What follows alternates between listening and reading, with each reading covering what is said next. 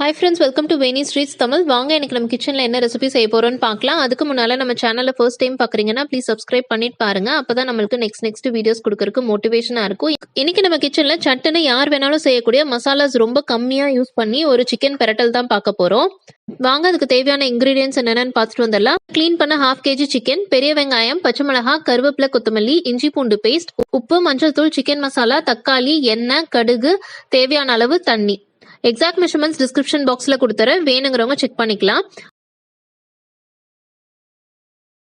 வாங்க இப்ப எப்படி செய்யறதுன்னு பார்க்கலாம். ஒரு கடாயில 2 டீஸ்பூன் எண்ணெய் விட்டு நல்லா சூடானதும் கடுகு சேர்த்து, கடுகு நல்லா வெடிச்சதும் நம்ம கட் பண்ணி வச்சிருக்க வெங்காயம், பச்சை மிளகாய், கருவேப்பிலை எல்லாம் சேர்த்துக்கலாம். வெங்காயம் கண்ணாடி பதம் வந்ததும் நம்ம கட் பண்ணிருக்க தக்காளி சேர்த்துக்கணும். தக்காளி சேர்த்துட்டு ஒரு பரட்டிட்டு இஞ்சி பூண்டு பேஸ்ட்டும் சேர்த்துறேன். நான் எப்பயுமே தக்காளி சேர்த்துக்கு அப்புறம் தான் இஞ்சி பூண்டு பேஸ்ட் சேர்ப்பேன். முன்னாலே சேர்த்துட்டோம்னா எல்லாமே சட்டிலேயே ஒட்டிக்கும். அதுக்காக தான் இப்படி சேர்க்கிறேன். நீங்க ட்ரை பண்ணி பாருங்க. இப்போ வெங்காயம் தக்காளி வதங்கறதுக்காக உப்பு சேர்த்துக்கலாம், கூடவே மஞ்சத்தூளும் சேர்த்துக்கலாம். சேர்த்துட்டு நல்லா வதக்கி விட்டுறணும். இப்போ வெங்காயம் தக்காளி நல்லா வதங்கி எண்ணெய் பிரிஞ்சு வந்துருச்சு. இந்த ஸ்டேஜ்ல நம்ம சிக்கனை சேர்த்துக்கலாம். சேர்த்துட்டு நல்லா பெரட்டி விடுங்க. இப்படி பெரட்டும் போது சிக்கன் லைட்டா கலர் மாறும். அந்த ஸ்டேஜ்ல நம்ம சிக்கன் மசாலா ஆட் பண்ணிக்கலாம். மசாலா சேர்த்துட்டு நல்லா பெரட்டி விடுங்க. 1/2 kg சிக்கனுக்கு நான் 4 டீஸ்பூன் சிக்கன் மசாலா எடுத்திருக்கேன். இந்த மசாலா ஃபிளேவர் மட்டும் தான், நம்ம வேற எந்த எக்ஸ்ட்ரா மசாலாஸும் ஆட் பண்ண போறது இல்ல.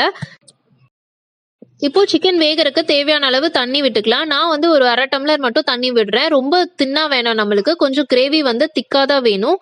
அதனால தண்ணி கம்மியாவே விட்டுக்கிறேன். இப்போ சிக்கனுக்கு தேவையான உப்பு சேர்த்துட்டு ஒரு மூடி போட்டு நல்லா சிக்கனை வேக வச்சிடலாம்.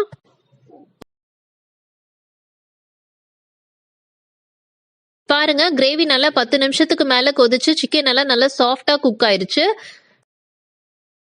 இப்போ மூடி இல்லாம ஓபன்லயே ஒரு 2 மினிட்ஸ் கொதிக்க வச்சு ஃபைனலா கொத்தமல்லி தழை தூவி அடுப்பை ஆஃப் பண்ணி சர்வ் பண்ண வேண்டியதுதான். சிக்கன் பரட்டல் சூப்பரா ரெடி ஆயிருச்சு. இது சாதத்துக்கு, இட்லி, தோசை, பரோட்டா, சப்பாத்தி எது கூட வேணாலும் சூப்பரா செட் ஆகும். ட்ரை பண்ணி பார்த்துட்டு எப்படி இருந்ததுன்னு கமெண்ட் பண்ணுங்க. இந்த வீடியோ பிடிச்சிருந்தா லைக் பண்ணுங்க, ஷேர் பண்ணுங்க, சப்ஸ்கிரைப் பண்ணுங்க. நாளைக்கு வேற ஒரு இன்ட்ரெஸ்டிங்கான வீடியோட பாக்குறேன். பை.